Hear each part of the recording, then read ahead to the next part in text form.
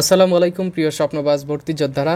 দেখো, আজকে জগন্নাথ বিশ্ববিদ্যালয়ের সি ইউনিটের ভর্তি পরীক্ষা হলো। আজকে আমরা সলভ করব প্রথম শিফটের যে প্রশ্নটা, সেটা সলভ করব।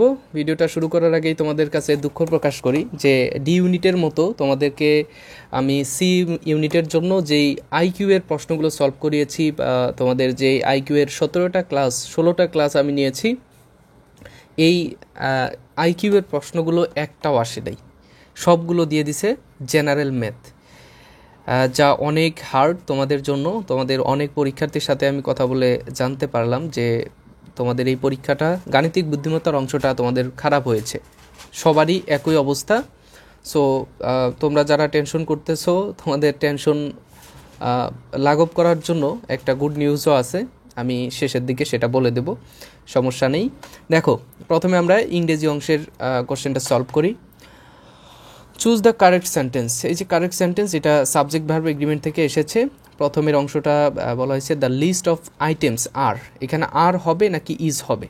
দেখো, বি নাম্বার সঠিক অ্যান্সার। এখানে ইজ হবে কিসের জন্য? দ্য লিস্ট, এখানে মেইন হেড ওয়ার্ড হচ্ছে আমাদের দ্য লিস্ট অফ আইটেমস। আইটেমসের লিস্ট, আমাদের মেন হেড ওয়ার্ড হচ্ছে লিস্ট। লিস্ট হচ্ছে সিঙ্গুলার, যার কারণে এখানে লিস্টের জন্য সিঙ্গুলার ভার্ব ব্যবহার হবে। ঠিক আছে, তো এখানে ইজ হবে। শি, 2 নম্বর প্রশ্নটা দেখো, she did not like to have coffee নর আই ডিড। এখানে নর আই ডিড, এখানে তোমার অ্যাফার্মেটিভ নেগেটিভ এগ্রিমেন্ট এসেছে। এই এগ্রিমেন্ট থেকে আসার কারণে এখানে দেখো আমাদের প্রশ্নের অ্যান্সারটা হবে নর ডিড আই, নর ডিড আই, সেটা আসবে। ঠিক আছে, আচ্ছা। তারপরে দেখো এখানে 3 নম্বর প্রশ্নটা এখানে এরকম যে I have been waiting for you for an hour. এটা খুবই সহজ প্রশ্ন, ইংরেজির অংশে খুবই সহজ প্রশ্ন দিয়েছে, তোমরা দেখলেই হয়তো সলভ করতে পারো। যাই হোক, দেখো এখানে ওয়েটিং ফর, কারোর জন্য অপেক্ষা করা, ওয়েটিং ফর কারো জন্য অপেক্ষা করা। ঠিক আছে, তো ফর হবে এখানে। I will be ready to leave, I will ready to leave within about 20 minutes, মানে 20 মিনিটের মধ্যে আমি কি করব, এই জায়গা ছাড়বো, এরকম একটা প্রস্তুতি আমার আছে। ঠিক আছে, এরকম আমি মধ্যে, যখন আমি 20 মিনিটের মধ্যে, তখন উইথিন, লিভ উইথিন, আমি ছাড়বো, মানে কোনো একটা জায়গায় ছাড়বো, কোনো একটা সময়ের মধ্যে আমি চলে যাব, সেই মধ্যে বোঝাতে উইথিন বোঝাচ্ছে। ফিডেলিটি, ফিডেলিটি শব্দের সিনোনিম কি? ফিডেলিটি হচ্ছে তোমার বিশ্বস্ততা, বিশ্বস্ততা, ফিডেলিটি। এটার হচ্ছে লয়ালটি। তোমরা এই যে তোমরা এই যুগে এসে তোমরা জেনজি যারা আছো, লয়াল শব্দটার সাথে খুবই পরিচিত, যেহেতু তোমাদের লয়ালিটি, অনেকের মধ্যে লয়ালিটি হারানোর উপক্রম হয়েছে, তো এই লয়ালিটির সাথে তোমরা পরিচিত, যার কারণে তোমাদের এটা প্রশ্নের উত্তর করা খুব সহজ হয়েছে আশা করব। লয়ালিটি মানে বিশ্বস্ততা। আরেকটা হচ্ছে যে অ্যান্টোনিম অফ স্ট্যাগনেন্ট। 6 নম্বর প্রশ্ন, স্ট্যাগনেন্ট। স্ট্যাগনেন্ট মানে হচ্ছে স্থবিরতা, এক জায়গায় আটকে থাকা। তো আটকে থাকার অ্যান্টোনিম হবে, বিপরীত শব্দ হবে গতিশীলতা বা চলমান কোনো কিছু, সেটা হবে এই মোবাইল। মোবাইল শব্দের অর্থ হচ্ছে চলমান, চলমান। ঠিক আছে, আচ্ছা। এরপরে দেখো এখানে আমি তোমাদের 2টা জিনিস দাগিয়ে দিয়েছিলাম সাজেশনের মধ্যে, যে 7 নম্বর 8 নম্বর প্রশ্ন। দেখো, ভয়েস ন্যারেশন থেকে প্রশ্ন আসে, আসে মানে আসে। তো ভয়েস ন্যারেশন থেকে প্রশ্ন যে কোনো জায়গায় আসে। তোমরা এখানে এটা কমন পেয়েছো, এটাও পেয়েছো। সিনোনিম অ্যান্টোনিম তো দিয়েছিলাম, এবং অ্যাপ্রোপ্রিয়েট প্রিপোজিশন দিয়েছিলাম, আর হচ্ছে তোমার এই সাবজেক্ট ভার্ব এগ্রিমেন্ট দিয়েছিলাম। 2 নম্বর প্রশ্নটা আমার সাজেশন থেকে আসে নাই, বাকি 7টা প্রশ্নই আমার সাজেশন থেকে এসেছে ইংরেজি অংশের। দেখো, ওয়ার্ড টু হচ্ছে একটা, we ought to obey our friends, আমাদের উচিত আমাদের বাবা মাকে সম্মান করা। এই অংশে ওয়ার্ড টু শব্দটা হচ্ছে তোমার একটা মডাল ভার্ব। মডাল ভার্ব থাকলে সেটাকে পেসিভ করতে কি করতে হয়, সেটার পরে বি আনতে হয়, তারপরে ভার্বের পাস্ট পার্টিসিপল আনতে হয়। তো দেখো এখানে ওয়ার্ড টু এর পরে বি কোথায় আছে, এটা আমাদের খুঁজতে হবে। Our parents are obeyed by, our parents were obeyed by. এখানে দেখো ওয়ার্ড টু বি আছে, আর পরেরটাতে ওয়ার্ড টু ওবি, এখানে কোনো নেই। দেখো, এই যে ওয়ার্ড টু হচ্ছে একটা মডাল ভার্ব, এরপরে বি, তারপরে ভার্বের পাস্ট পার্টিসিপল।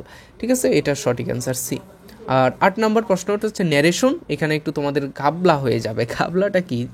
দেখো, ন্যারেশনের একটা রুলস আছে যে যদি আমাদের যদি তোমার হয় চিরন্তন সত্য কোনো ঘটনা হয়, ভার্বটা পাস্ট হলেও সেটা প্রেজেন্টে আনতে হবে, ঠিক আছে? ভার্বটা পাস্ট হোক ফিউচার হোক যাই হোক না কেন সেটা প্রেজেন্ট ইনডিফিনিট টেন্সে হবে।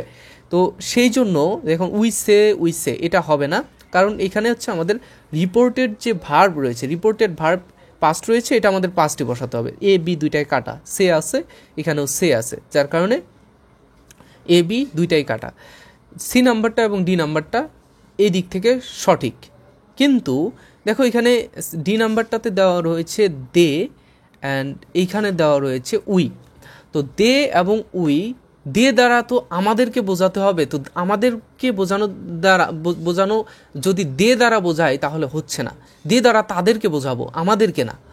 সো এখানে we said that we all love our country, এটা সঠিক অ্যান্সার হবে সি, ঠিক আছে?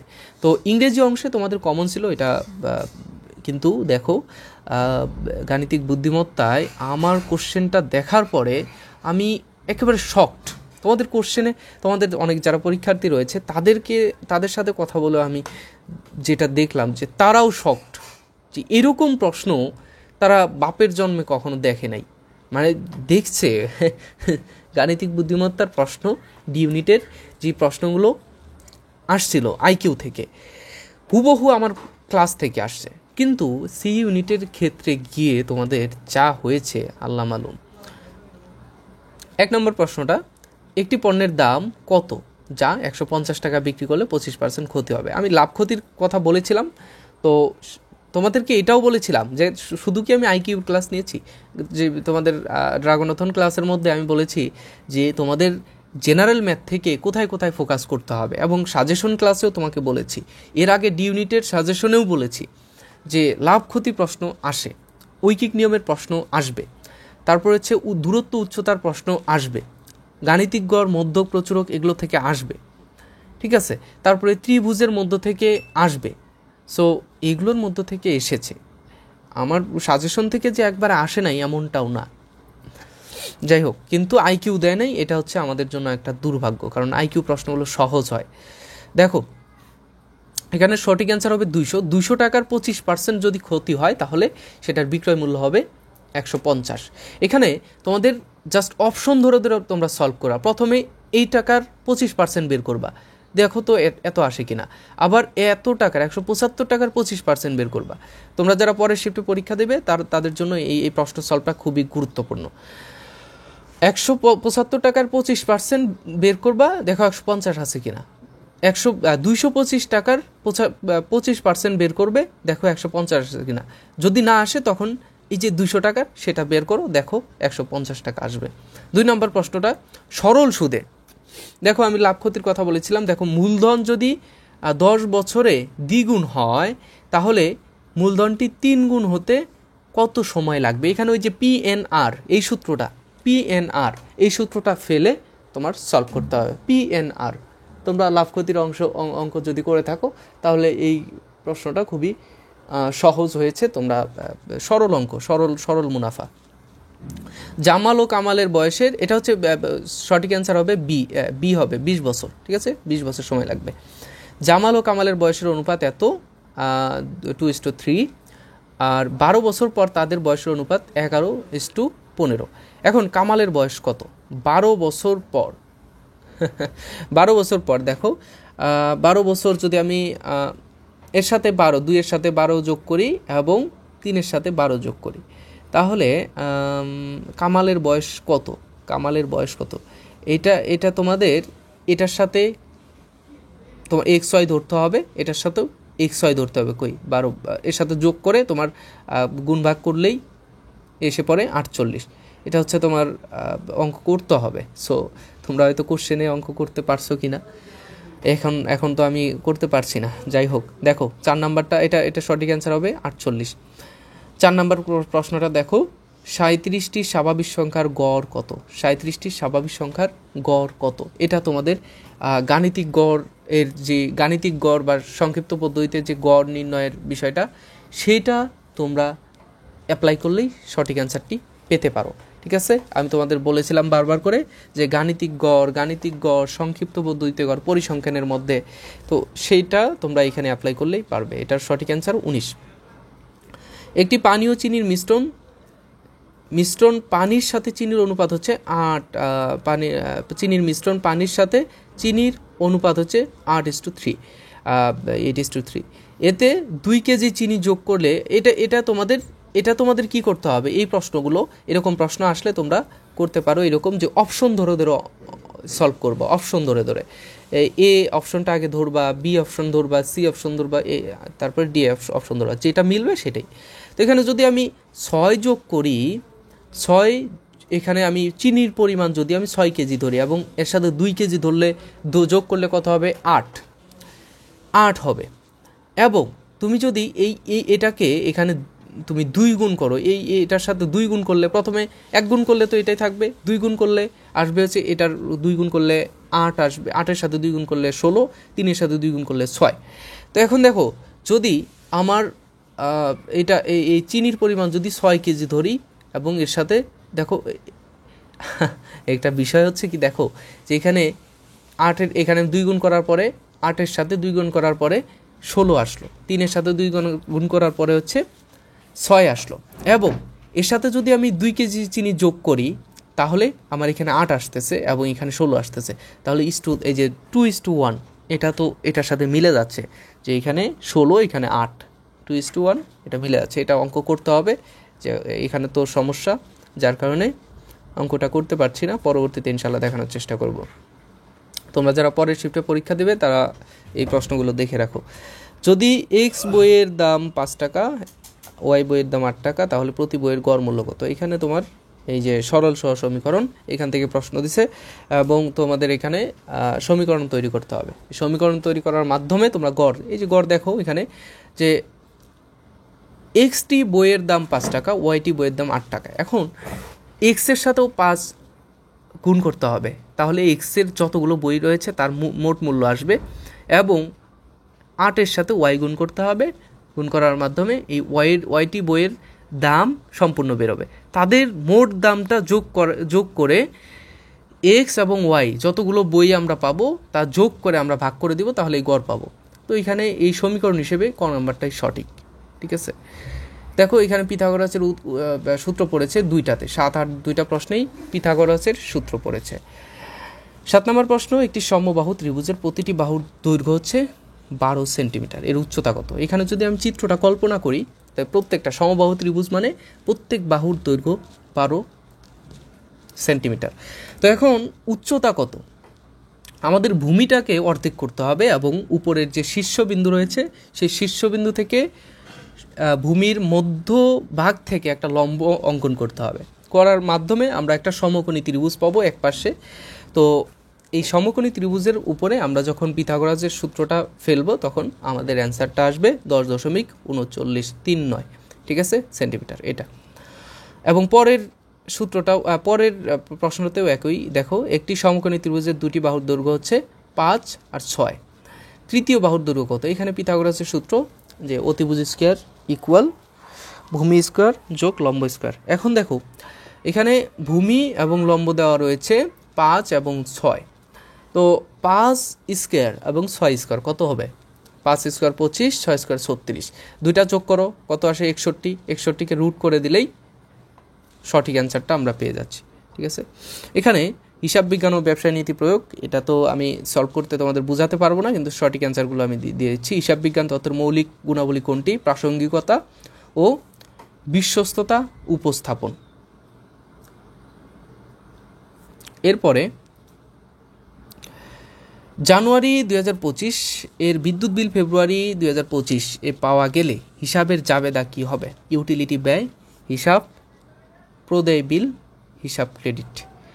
রেওয়া মিলের উভয় দিক মিলবে যদি বিজ্ঞাপন হিসাবের 1200 টাকা একটি লেনদেন হিসাবভুক্ত করা না হয়। এটা 4 নম্বর প্রশ্নের সলভ আমি পাইনি, সো আমি দিতেও পারছি না। নিম্নলিখিত কোনো অংশীদার ব্যবসায় নিজস্ব সুনাম ব্যবহারের অনুমতি দেয়?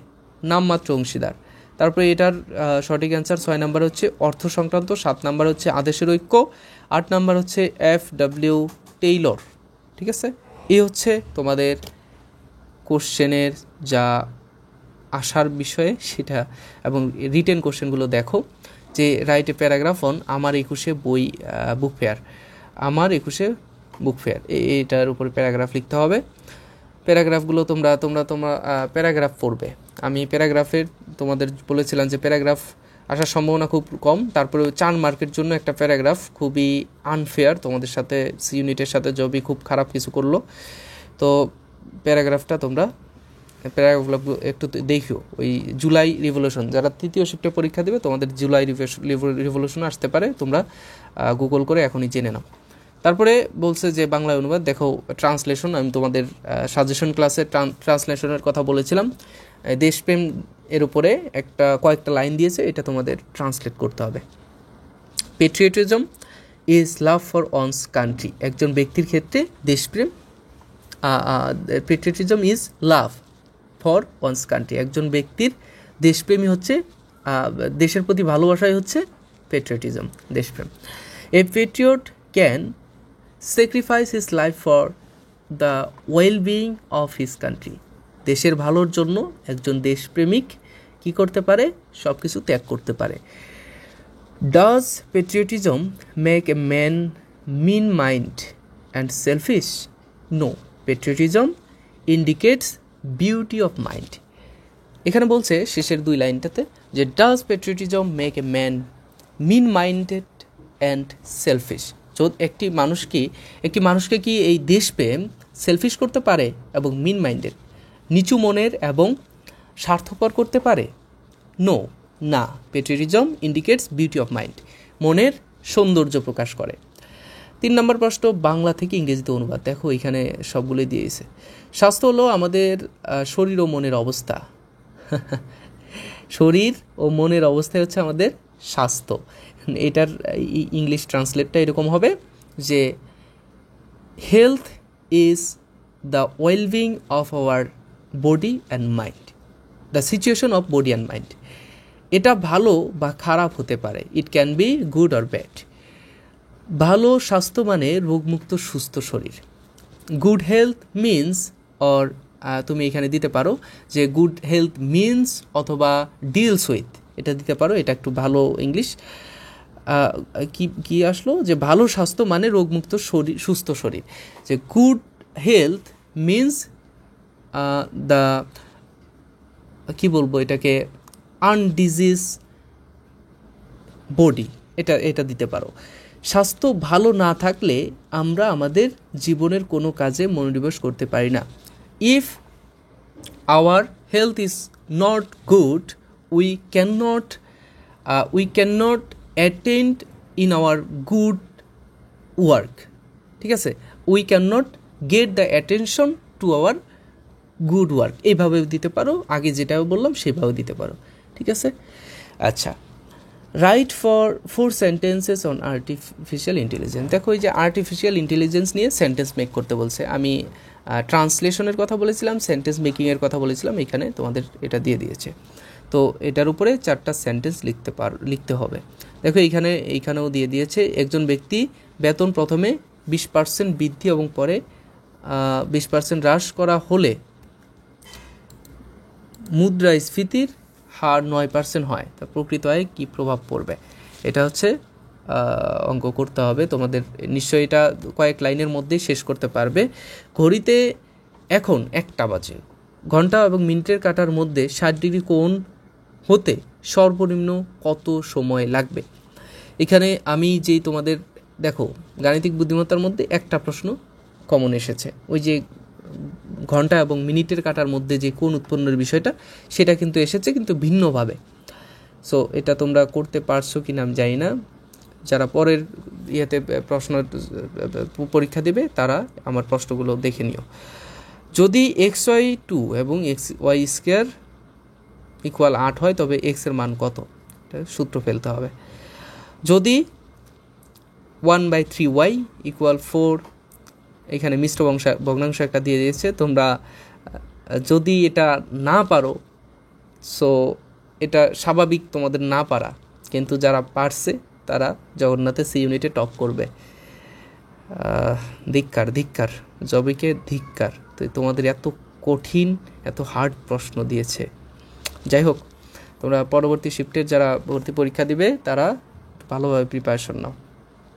হিসাব বিজ্ঞান, ব্যবসায় নীতি ও প্রয়োগ অন্যান্য টিচাররা দেবে, সো আমি এটা দিতে পারছি না, সেজন্য ক্ষমা প্রার্থী।